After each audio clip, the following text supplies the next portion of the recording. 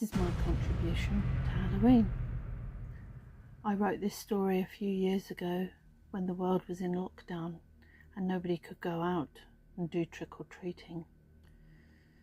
I didn't want to publish it because I didn't think anyone would like it, but I sent it to a few people and they enjoyed it. And here we are again, 3 years later, and it's another October and almost Halloween at the time of filming. So I'm going to read you my story. I'm not very good at reading aloud, so if you see cuts in this, that's because I've made a boo-boo. This is called Driving Me Mad. It was getting late on October 31st and Jane had to drive almost 100 miles back home from the work meeting. It had been a long and tedious task, but it was one she had not been able to avoid, and the dark roads of the moor were not her favourite ride home. The fine rain had begun, hissing against the windscreen of her car. Her hair, still wet from the cold shower she had just climbed out of in the less than adequate hotel room, clung to her cheek as a cold dribble of water ran down her face. Her skin prickled with goosebumps, and she shivered as she unlocked the car and got in. Her breath was visible in the damp chill of the vehicle. Feeling the cold bite, her jaw quivered uncontrollably. Turning on the radio, the engine reluctantly fired up with a puff of thick exhaust smoke billowing out of the back. She pulled away and down the road towards the moor. It was dusk, and the long road ahead seemed like an endless journey of torment for her. But it had to be done. Delilah, her best friend, was having a fancy dress party tonight, and she wanted to try and get there in time to scrape together some kind of costume. Well, it was Halloween after all. She tuned the radio to her favourite station and smiled as the monster mash came through. The hum of the engine was the off-key accompaniment. Radio NERD, which stood for Northeast Radio Dartmoor, was having a Halloween special to get you in the mood for the big night. The monster mash, it was a graveyard smash, the chorus sang out. Jane wriggled along in her seat to the music. That was Bobby Boris Pickett and the Crypt Kickers with the Monster Mash, kicking off our Halloween special tonight. All you witches and ghouls are having fun tonight, trick-or-treating. Don't forget to check into our crypt before daybreak. We don't want any grave accidents. The DJ was particularly cringeworthy, but it brought a smile to Jane's face as she imagined her friends getting ready for the party.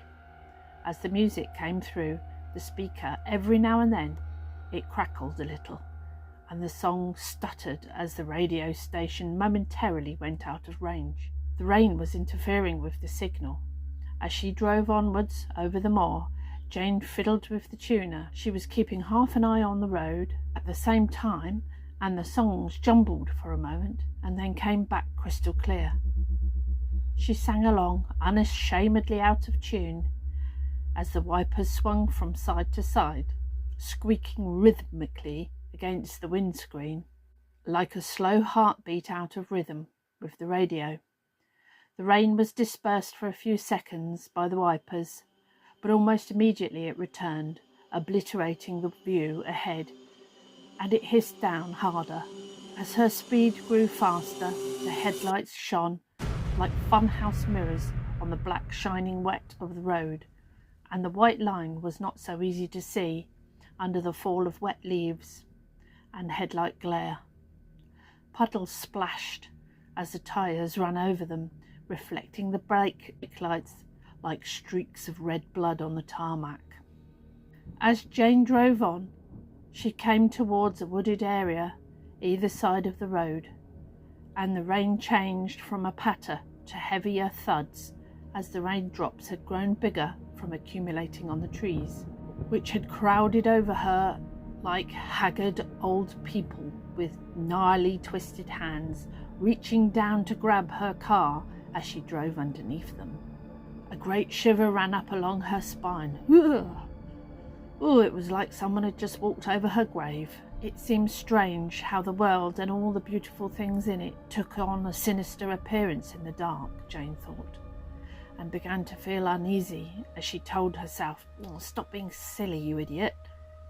The radio buzzed again, and suddenly a massive flash illuminated the sky for a second as lightning burst across the ebony of night, followed by a colossal crack of thunder.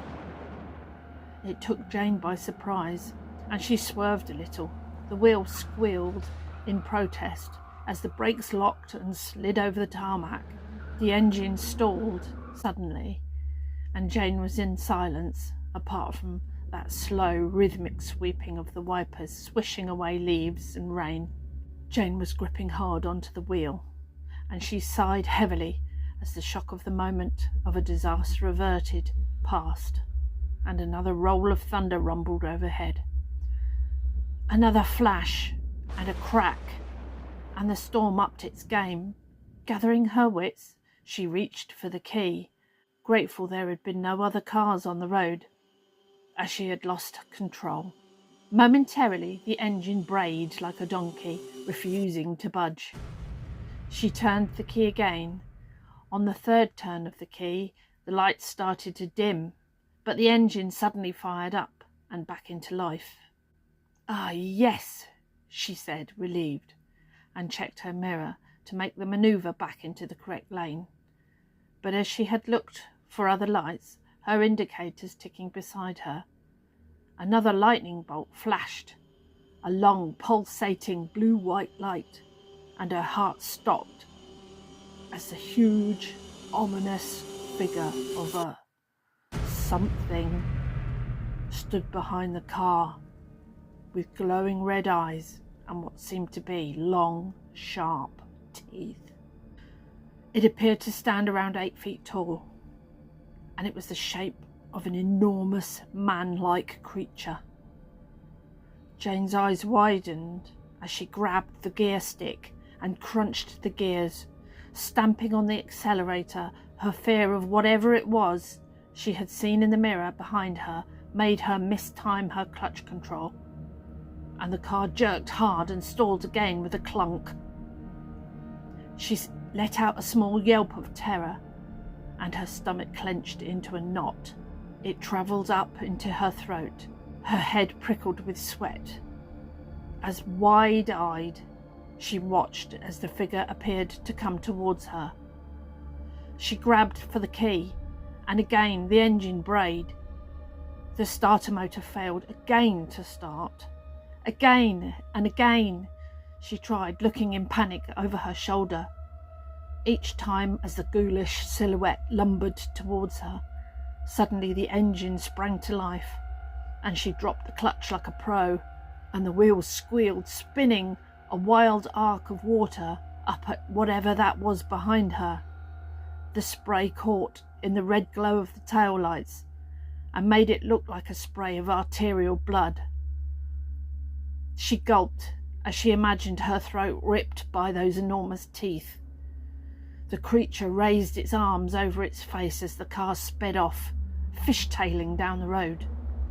Inside, Jane was hugging the wheel, staring wild-eyed at the way ahead. The trees looked even more menacing than before, and she was sure they were closing in on her and scraping along the sides and the roof of the car. Still taking a few glances in the mirror, she drove on as fast as she could. Still the rain lashed. The wind whipped up, and the thunder and lightning lit up silhouettes of long-fingered ghouls and cackling witches above her. She became aware that the radio was playing Michael Jackson's Thriller, and the howling in the song wasn't helping her feel any better. But she was too intent on the road to turn off. Suddenly, there before her, before she had time to react, There was a sharp bend and a stone-walled bridge in front of her. Too late to make the turn properly. The wheels squealed, and with a sound louder than all the thunder in the sky, the car slammed through the wall, off the bridge, and over towards the shallow, rock-filled river below.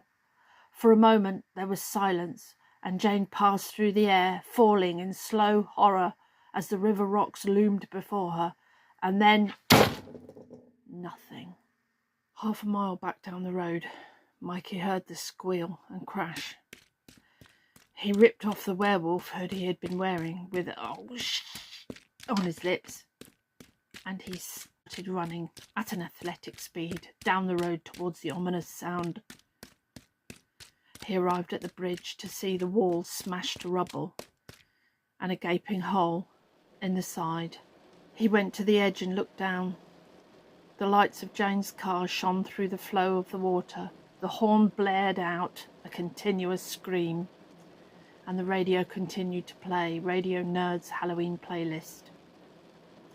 This time, Don't Fear the Reaper was singing Jane to her deathly sleep as her white, limp body laid sprawled across the crumpled bonnet of her car, her blonde hair soaked with blood and softly waving in the current of the water as the river ran red before her. Jane stepped out of the shower with goosebumps on her icy white skin and shivered a little as she towelled herself dry. Bloody hopeless. The water is freezing, she complained to herself. I'm going to complain. Is it really too much to ask for warm shower water? Stuffing her clothes into her bag and zipping it up, she looked at her watch. Oh, damn it, I'm going to be late, she said, taking one last glance around the room before taking her key to reception. She made her way down to her car, her footsteps echoing. And then just as she opened the door, it started to rain. It was Halloween. She was going to a party.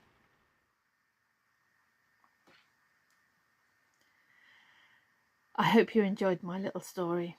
Anyone who enjoys Halloween and haunted investigations have heard of stone tape theory, perhaps, where a situation loops and loops and replays and replays. And this is kind of where my story was. So I hope you can forgive my less than perfect reading, but it's the first time I've done a full read through of that out loud. I hope you enjoy Halloween. I hope you are safe and keep an eye out for each other. And don't forget, Halloween is there as the veil between the worlds gets thin. It's the time to speak to your loved ones past and tell them that you miss them and you love them. So be good to each other.